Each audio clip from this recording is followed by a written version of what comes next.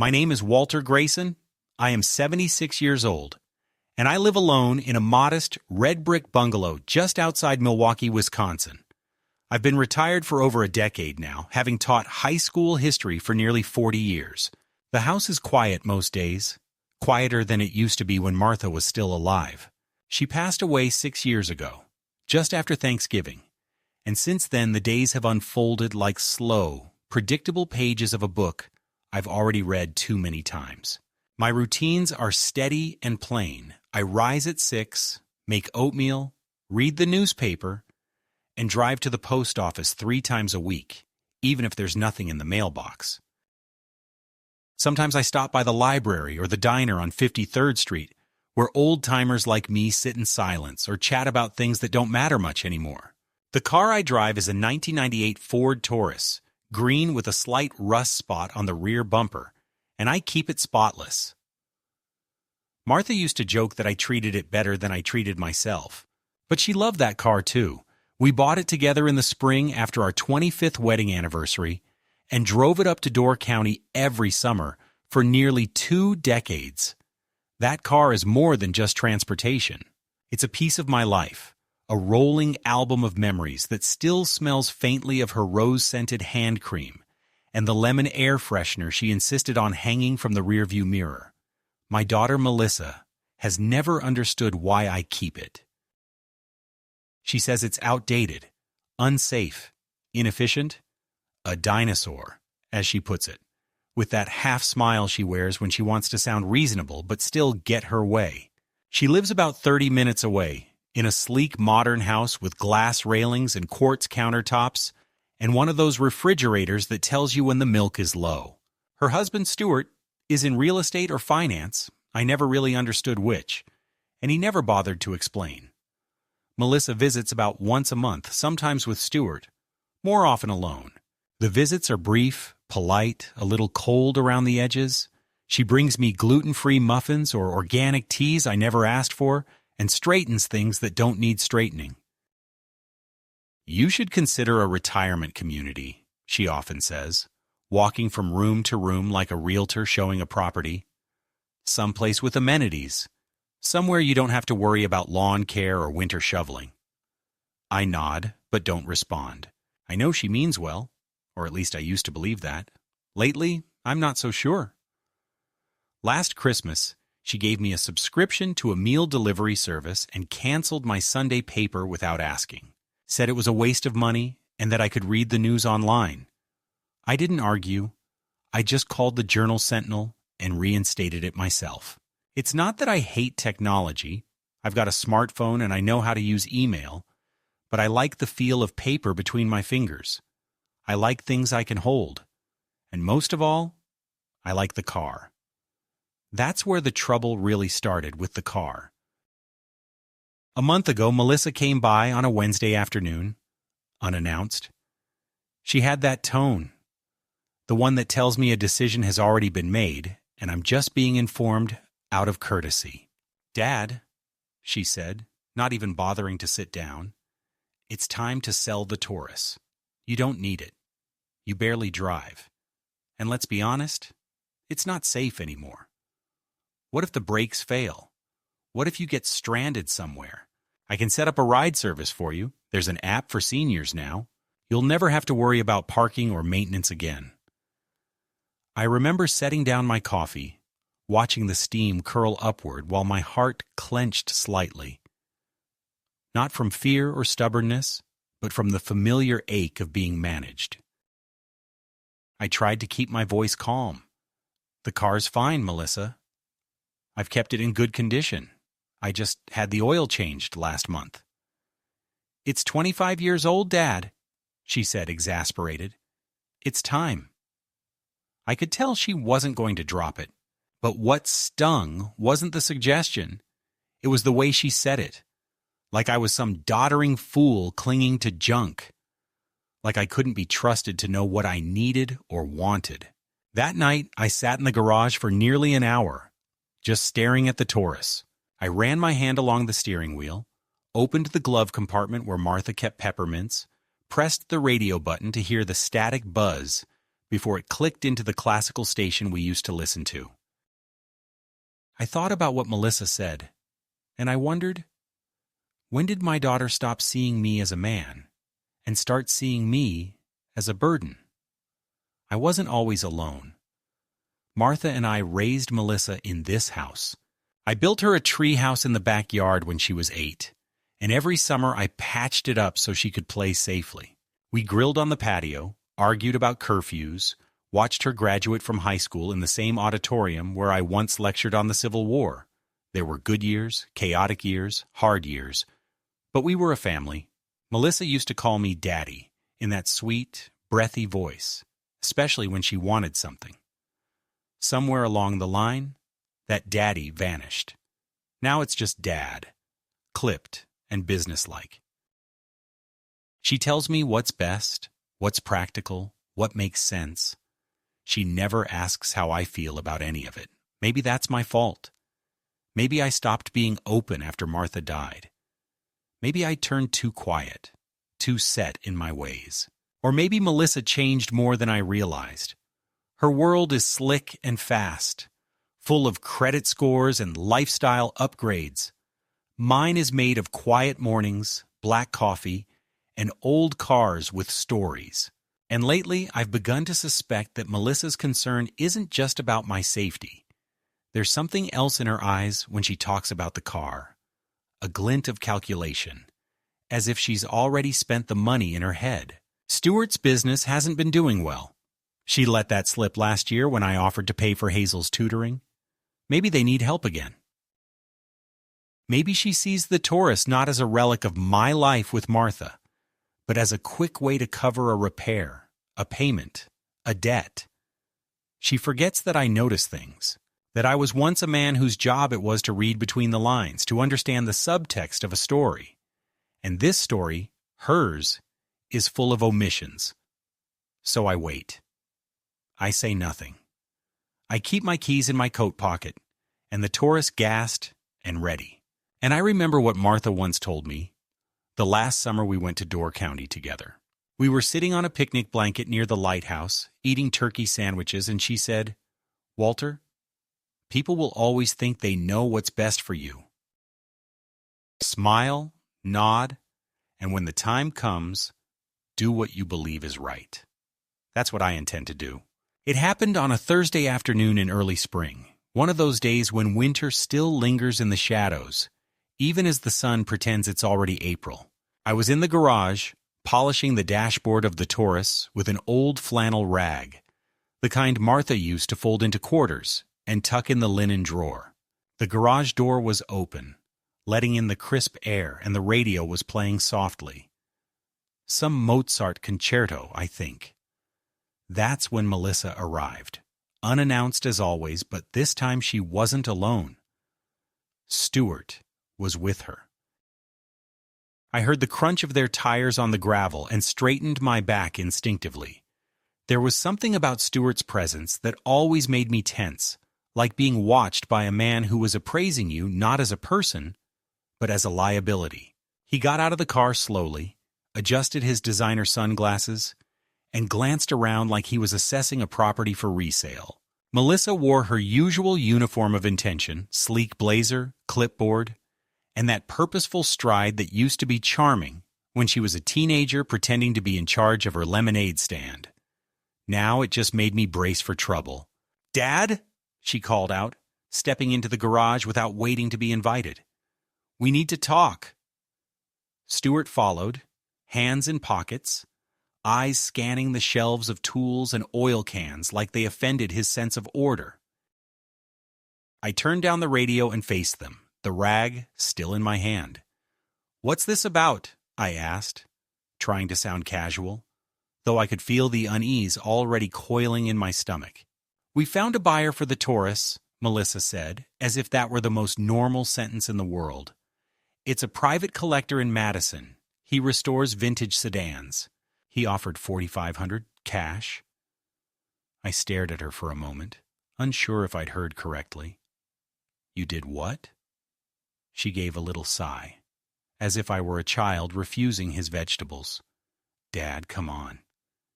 You haven't taken it more than 5 miles in the past month.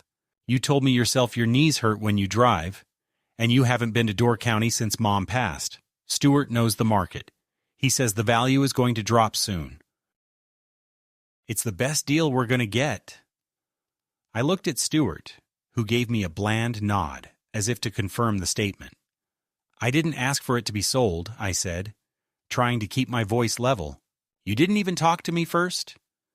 We're talking now, Melissa replied briskly. Look, it's just sitting here collecting dust, and we could use the space for storage. Reorganize things, maybe clean out that cabinet full of old stuff. Besides, it's not just about the car. It's about your safety, Dad. What if you forget to check the brakes? What if something happens and no one's around? There it was again. That veiled accusation wrapped in concern.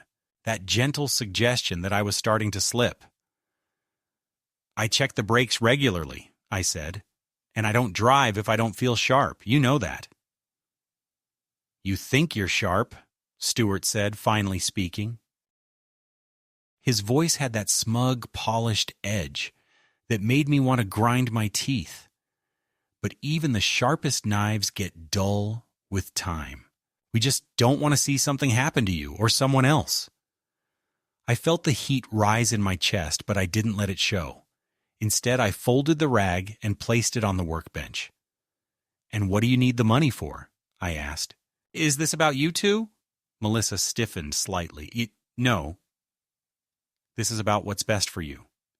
So this buyer, I said slowly, did he contact you, or did you go looking? There was a brief pause. Stuart made some calls, Melissa admitted. He found someone through a friend. The guy's coming this weekend to take a look. I nodded slowly, taking it in. And what if I say no? Dad, Melissa said, and now her voice took on that brittle edge I recognized all too well, the one she used to use when she was 16 and grounded, trying to convince me to let her out of the house. This isn't about permission. This is about responsibility. We've already set things in motion. The man's coming whether you like it or not. My hands clenched at my sides. You had no right. We're your family, Stuart said. We have every right to step in when you're not thinking clearly. I'm thinking just fine, I snapped. You're the ones making decisions behind my back. That's not family. That's manipulation. Melissa looked away, clearly trying to keep her composure. I knew you'd react like this. I told Stuart, but you're being irrational. You've let sentiment cloud your judgment. It's just a car. I wanted to scream. Just a car? This car had held my wife's laughter, our shared silences, the long rides into the countryside when we didn't need to speak because just being near each other was enough. It had carried birthday cakes, library books, grocery bags, and fragile conversations about end-of-life plans. It was where I sat the night after she died, gripping the steering wheel because it still smelled like her. But I didn't say any of that. I just looked at them both and said, "You're wrong. It's not just a car. And you've gone too far this time." "You'll see," Melissa said tightly. "You'll thank us later." They left without further discussion, and I stood there in the garage for a long time after their car disappeared down the street. The silence rang louder than any argument. I felt something shift inside me then, a small but undeniable crack in whatever remained of our trust. They hadn't just crossed a line, they'd stomped over it, waving their good intentions like a flag. And for the first time in years, I felt not sadness, not disappointment, but a flicker of something sharper, something closer to resolve. I didn't sleep that night. I sat at the kitchen table with the overhead light off, the small lamp by the window casting just enough glow for me to see the chipped surface of the Formica and the faded newspaper I didn't even bother to open. My thoughts moved in circles, slower than they used to, but no less sharp. I kept hearing Melissa's voice, calm, composed, patronizing, saying, "You'll thank us later," as if I were a stubborn toddler refusing his medicine. I kept seeing Stuart's smug look, his designer sunglasses tucked in his collar like a trophy, his hands in his pockets as if everything around him was beneath his attention. There was no warmth in that garage meeting, no affection, no attempt to understand. Just a decision already made, handed to me like a dismissal. I kept turning the same thing over in my mind. They had found a buyer for my car without even asking if I wanted to sell it. They didn't just presume I'd agree. They assumed that they could do it regardless. That wasn't concern. That was control. And I couldn't ignore it anymore. The next morning I went into the garage early. The Taurus sat there, gleaming in the soft light like a stubborn relic from a more honest time. I ran my hand along the hood, opened the door, and slipped into the driver's seat. Everything smelled like it always had. Leather, dust, a trace of Martha's old floral air freshener. I closed my eyes and listened to the quiet. Then I pulled the keys from the ignition slot and dropped them into my coat pocket. I wasn't going to let them take it. Not like this. Later that day, I called my mechanic, Sal, the one I'd gone to for over 20 years. I told him I wanted the car inspected top to bottom. Tires, brakes, fluids, everything. He said to bring it in on Monday. I said I'd be there. I didn't tell Melissa. On Sunday, Melissa showed up again. Alone this time. I heard her knock, and when I opened the door, she didn't bother with pleasantries. "The buyer's coming at 2, she said, checking her phone like she was late for a meeting. "He's bringing a tow truck in case you don't want to drive it." "You haven't changed your mind, have you?" I looked at her and said, "I already told you, this car isn't for sale." She blinked at me as if I'd spoken a foreign language. "Dad, we talked about this." "No," I said calmly. "You talked?" I listened. I said no, and I meant it. Her jaw tightened. "Please don't make a scene. He's already on the road. Then you'd better call him and tell him to turn around." She stepped inside without being invited, pacing into the living room, standing stiff in front of the fireplace like an interrogator. "This is irrational. You don't need the car. You don't even go anywhere. You can't even walk to the end of the block without limping." "I go where I need to," I replied. "And when I can't, I'll decide what to do. Not you." She scoffed and pulled out her phone.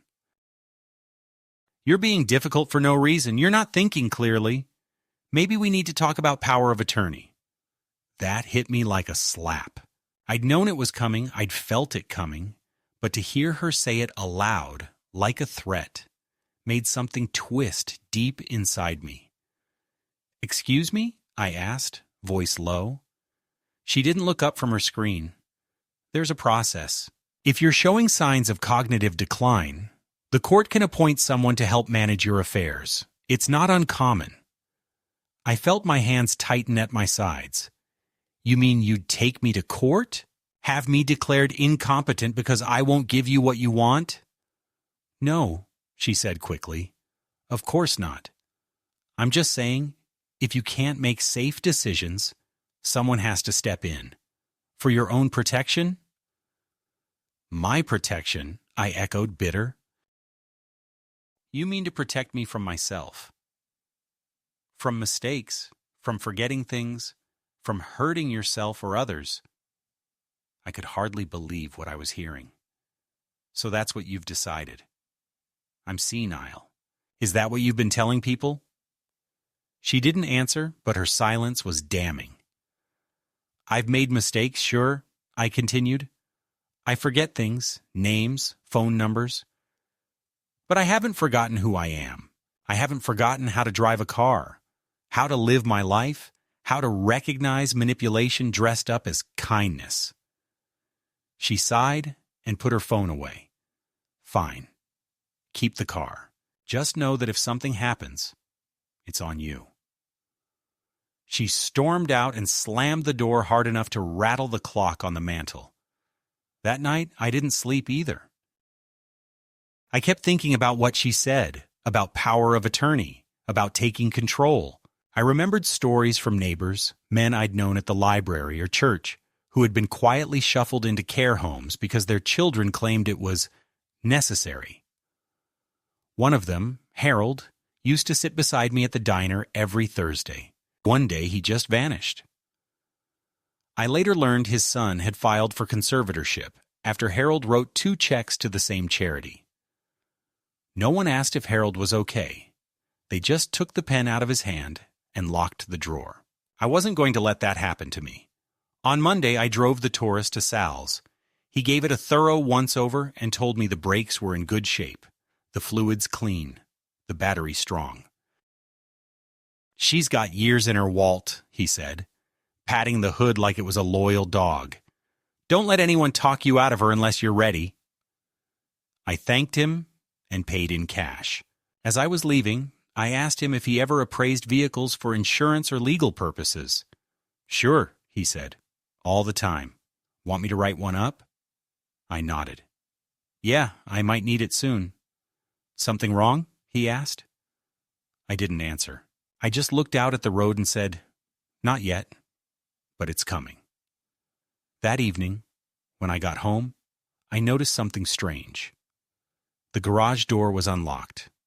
I always locked it. Always. Inside, the car was untouched, but the drawers where I kept my documents had clearly been opened. My registration papers were out of order. The title folder was upside down. Nothing missing, but everything slightly disturbed, like someone had rifled through them and left in a hurry. I sat down at the workbench and stared at the drawers for a long time.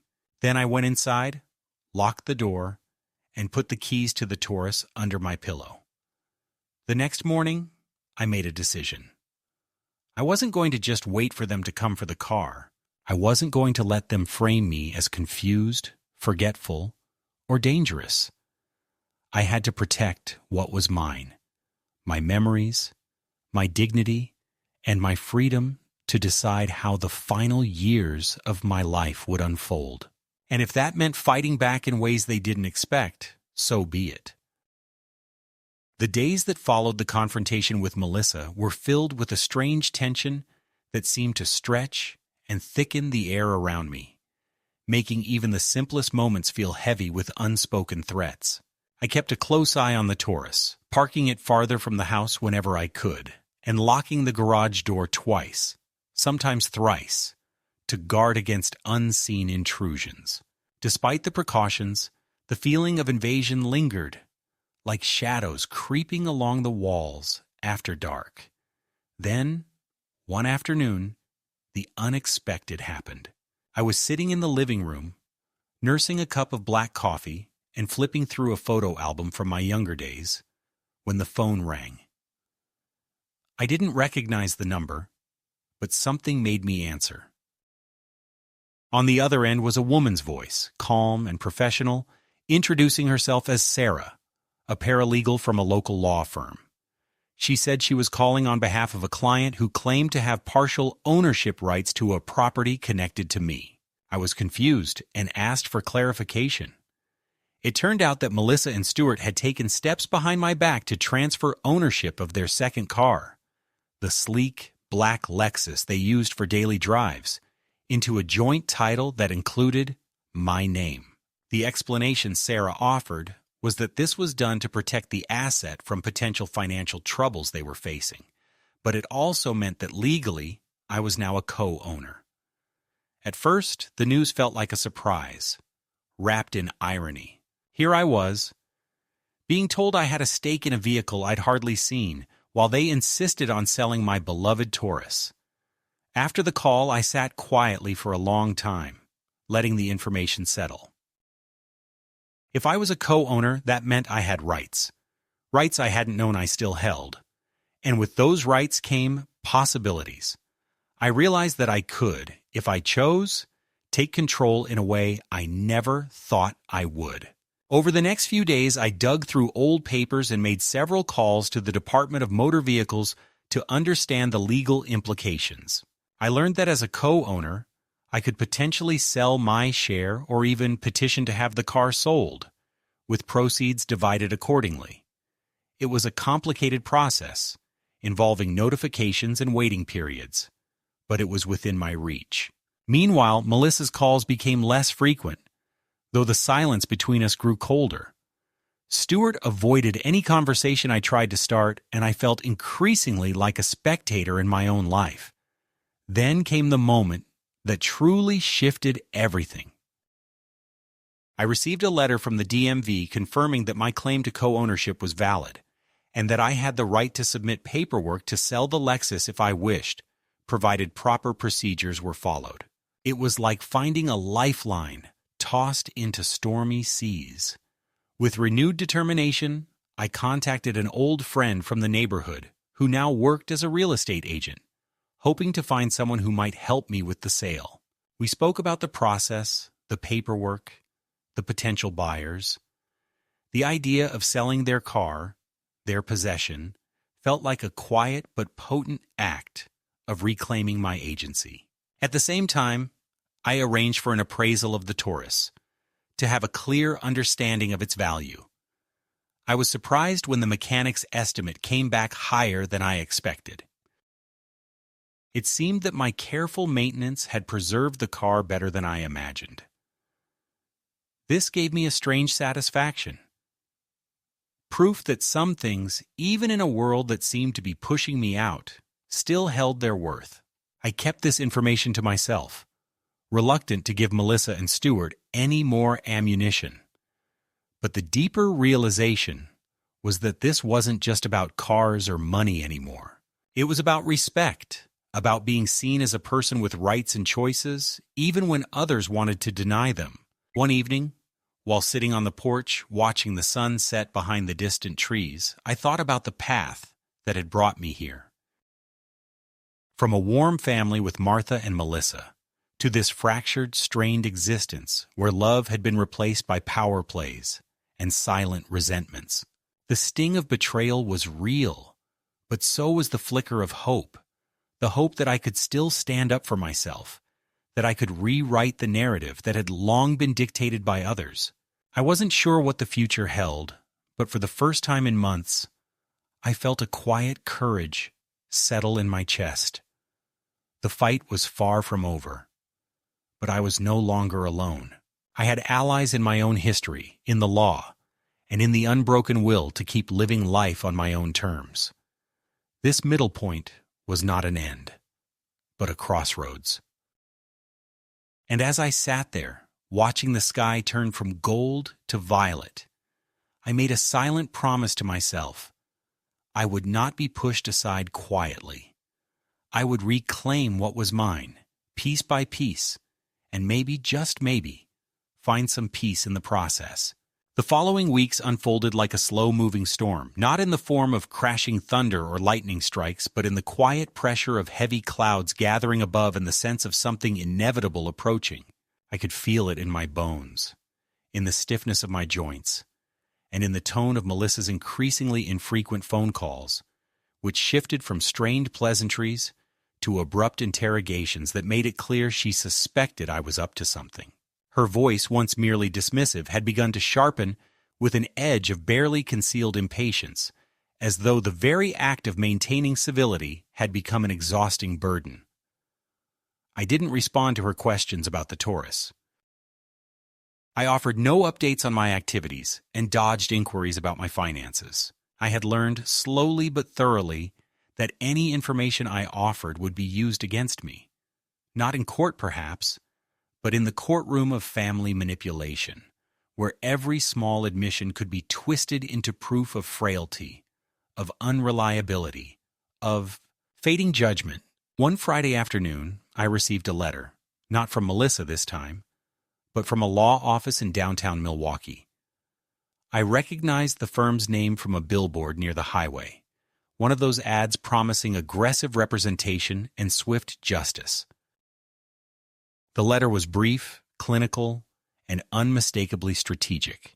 It stated that a petition had been filed for a medical competency evaluation regarding my mental state, my mente citing concerns expressed by immediate family members regarding recent erratic behavior, poor judgment in personal affairs, and an increasing pattern of confusion and memory lapses. I read it 3 times before setting it down on the table. My hands weren't shaking, but I could feel a pulse in my fingertips that reminded me of the way Martha used to press her palm against mine when she sensed I was holding something in. For a long time I sat there staring out the window, the letter beside my untouched coffee, the sun slanting across the linoleum floor in gold lines that cut through the quiet like razors. I wasn't surprised, but I was wounded. There was a distinct cruelty in the formal tone of that letter, in the language that reduced me to a liability. It didn't matter that I had paid off my mortgage, kept my records in order, filed my taxes on time, remembered every birthday, and stocked my pantry with labels facing forward. To Melissa and Stuart, those things no longer mattered. What mattered was the narrative they had begun to weave, that I was slipping, faltering, declining, and that narrative would serve them better than the truth ever could.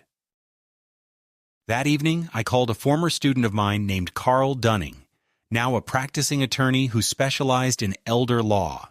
He'd once written a term paper on the constitutional limits of guardianship, and, ironically, quoted me in the opening paragraph. When he answered the phone, there was a moment of hesitation before he said, "Mr. Grayson?" I told him about the letter, and by the time I finished, he was already offering to represent me pro bono, saying, "You were the first person who taught me to see the law as something more than rules.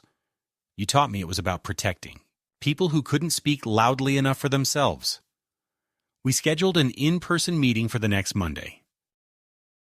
Meanwhile, I prepared a folder of every document I could find: property records, car titles, bank statements, tax filings, medical records, and a printed email thread with Melissa from the past 2 years. I even included photographs of the Taurus and a timeline of events, annotated in my own handwriting. I treated it like a lesson plan, something I used to build and revise until it could withstand the scrutiny of 30 restless teenagers. On Monday morning, Carl read through everything with an expression of quiet disbelief. "They're really going for it," he said, flipping through the medical report Melissa had attached, signed by a doctor I'd never met. "This isn't just a push, it's a shove." "What can I do?" I asked. "We challenge it. We ask for an independent assessment, and if necessary, we bring in character witnesses, records, whatever it takes. You're competent, Mr. Grayson. You're articulate, organized, and aware of your rights. This is about money, not memory loss." I nodded, grateful but weary. Carl filed the motion by the end of the day. That night, I found it difficult to sleep. I kept thinking of the way Melissa used to sit at the dining table doing her homework while I corrected papers, the way she'd ask questions about Roosevelt or the Louisiana Purchase, wide-eyed and curious. I remembered the smell of her shampoo when she hugged me, the scrape of her bicycle on the sidewalk as she rode in loops around the block. I had loved her, truly, with the full capacity of a father's heart, but that girl was gone now. Replaced by a woman who looked at me and saw nothing but an obstacle between her and whatever it was she thought she deserved. Days passed in a blur of meetings and paperwork. Carl arranged for a neurologist and a gerontologist to examine me. I passed every test they put before me: recall, logic, motor skills, reflexes, with results that placed me well above average for my age. The doctors shook my hand and told me I had nothing to worry about. But I worried anyway. I worried about what it meant that my own daughter had tried to declare me unfit. I worried about what would have happened if I hadn't fought back. One afternoon, a neighbor named Florence stopped by with banana bread. She was in her 70s too, a widow who lived down the street, and we sometimes talked about weather and television over the fence. That day she looked uneasy. "Melissa came by," she said after a pause. "Said you were struggling, that maybe you needed help. She asked if I'd noticed anything odd." I thanked Florence, took the bread and closed the door gently behind her.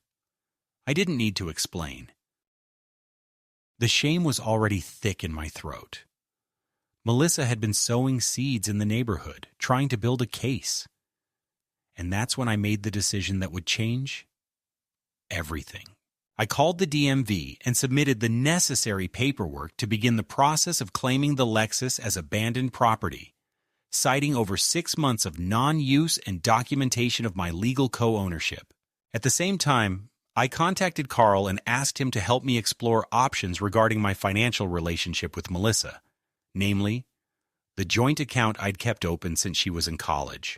We reviewed the transfer history, and it became clear that for years, she had been withdrawing monthly deposits without a single note of thanks.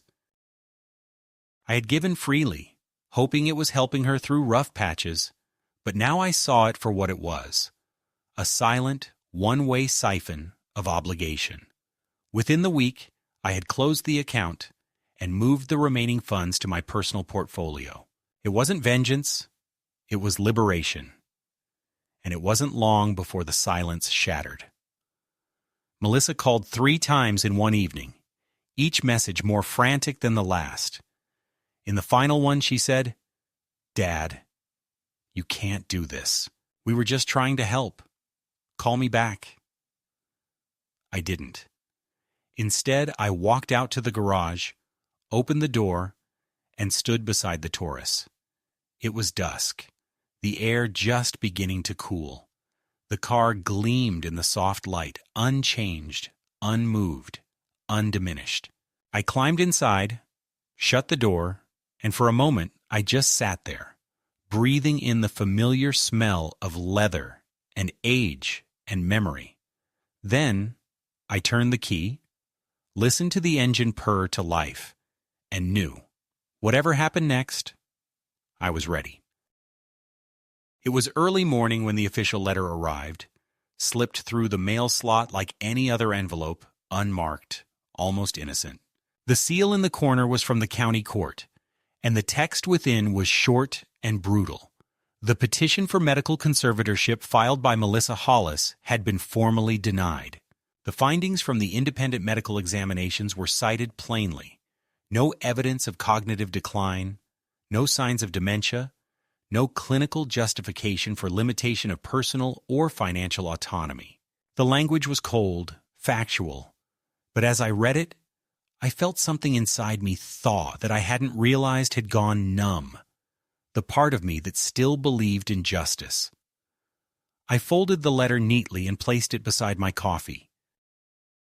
The silence in the house felt different that morning. Not heavy and stifling, but spacious and clear, as if something long lodged in my chest had been lifted. I walked out onto the porch, letting the screen door slam behind me. The air was cool, sweet with the smell of damp grass. For the first time in weeks, I allowed myself to breathe without measuring it against anxiety. But I knew, deep down, that this wasn't the end. That Melissa wouldn't retreat quietly, not after losing control of the narrative she'd spent months shaping. I was right. 2 days later, she came unannounced. I saw her silver SUV pull into the driveway from the kitchen window and watched her sit in the driver's seat for nearly 5 minutes before she got out. She wasn't wearing makeup. Her hair was loose, disheveled in a way that was unnatural for someone as polished as she'd always been. She knocked once and opened the door without waiting. I stayed seated. "Dad?" she said, her voice soft but brittle. "Can we talk?" I nodded toward the chair opposite me and waited. She sat down and looked around the kitchen like she didn't recognize it. "I didn't want it to come to this," she began, eyes glossy with what might have been emotion or calculation. "I was scared. You were acting closed off, secretive. It felt like you were slipping away." I let her speak. "You were always so careful, so organized. And then suddenly you wouldn't answer questions, wouldn't talk to me about the car, the money, anything. Stuart said maybe it was time we stepped in before something irreversible happened." Her voice cracked at the end, but I couldn't tell if it was real. I looked at her and said calmly, You tried to take my autonomy. I was trying to protect you, she said, louder now, desperate. From what? I asked. From loneliness? From a quiet life you don't understand? Or from my ability to say no? She looked down. You don't know how hard things have been for us. Stuart lost a major client. Hazel's tuition doubled. We were drowning. I thought maybe if we just took the pressure off you, just for a while. You mean took control, I interrupted. Not helped. Took. She didn't deny it. We thought you wouldn't notice, she said finally. That you'd fade gently. The honesty of it stung more than any lie. I stared at her for a long moment, then stood up and walked to the drawer where I kept a folder with copies of every legal step I'd taken, the closed joint account, the DMV's decision granting me the right to sell the Lexus as abandoned property, the pending listing on the Taurus I'd submitted to a classic car dealer in Chicago. I laid them in front of her. She didn't touch them, but her eyes moved rapidly across each page. You're selling everything? She asked. What do you need the money for? I don't, I said, but I don't want you to think you can get it. Her face twisted. Shame, fury, grief. I couldn't tell. We're your family. Were, I said. You were, a long time ago. I saw something collapse in her shoulders, but I didn't offer comfort. It was too late for that. She stood up without another word, gathered her purse, and walked to the door. At the threshold, she turned and looked at me one last time. You're going to die alone, Dad. We all do, I replied, but some of us live first. And then she left. I didn't follow her. I didn't watch her drive away. I just sat back down, picked up my coffee, and took a long, slow sip. It was cold. I didn't care. That night, I opened the garage and stood before the Taurus one last time. I opened the trunk and laid inside the folder of documents, the registration, the appraisal. In the morning, I'd be driving it to Chicago. It would fetch a good price, more than it was worth in dollars. It was the final gesture in a long, bitter play, one I hadn't asked to star in, but had chosen not to exit quietly. I turned off the garage light, closed the door, and walked back into the house. The only sound was the steady ticking of the wall clock, and in that moment, it was the most beautiful music I'd heard in years. The Taurus was gone by the end of the week. I watched it roll away on the back of a flatbed, its green paint still catching the morning light with quiet dignity, the same way it had the day Martha and I drove it off the lot. I didn't wave. I didn't film it. I didn't even lock the gate behind the truck. I just stood there for a long time in the middle of the driveway, letting the silence settle around me like snowfall. There was no ceremony, no one to witness it but me. And that felt right. That car had carried decades of memories, birthdays, quiet drives to the countryside, grocery trips with laughter that still echoed in the back seat. But I had finally accepted that memories don't live in machines. They live in us. And I was still here. With the sale finalized, the funds quietly transferred, and every trace of joint ownership unraveled, I took the next step I'd long postponed. I moved. I didn't tell Melissa. I didn't send a forwarding address. I left the keys to the house with a lawyer and arranged for the property to be handled discreetly. I found a small apartment on the edge of a park. A quiet corner unit with wide windows and a soft western light that warmed the living room in the late afternoon. The neighbors kept to themselves and no one knew my name. I liked it that way. I bought new furniture. Simple, practical, mine. I put up one framed photo of Martha, the one where she's squinting into the sun, holding her hat with both hands, laughing without trying. I kept the rest of the photos in a box, not out of denial, but to remind myself that I had more future than I once believed. Some nights I'd sit by the window with a book and lose track of the hours. Other nights, I'd just listen to the birds outside and let the stillness anchor me. There was no anger anymore, no bubbling resentment. What had happened with Melissa was not a wound I intended to nurse forever. It was a scar now, healed over but visible, something I carried not with shame but with clarity. She had made her choice, and I had made mine. A month after the move, I got a call from an unknown number. I didn't answer. A few minutes later, there was a voicemail from Hazel, my granddaughter. Her voice was soft, hesitant, unsteady. "Hi, Grandpa. I heard what happened. I'm sorry, I didn't know. Mom didn't tell us anything. I'm not calling to ask for anything. I miss you. And if you ever want to talk, I'm here." I listened to the message 3 times. I didn't call back, not yet. I wasn't ready. But I saved the number. I kept it written on a small slip of paper tucked behind Martha's photo, where I could find it when the time came. Because maybe someday I would call. Maybe there was something left in that direction worth walking toward. But not today. Today was mine. I brewed a pot of tea, opened the window, and let the light in.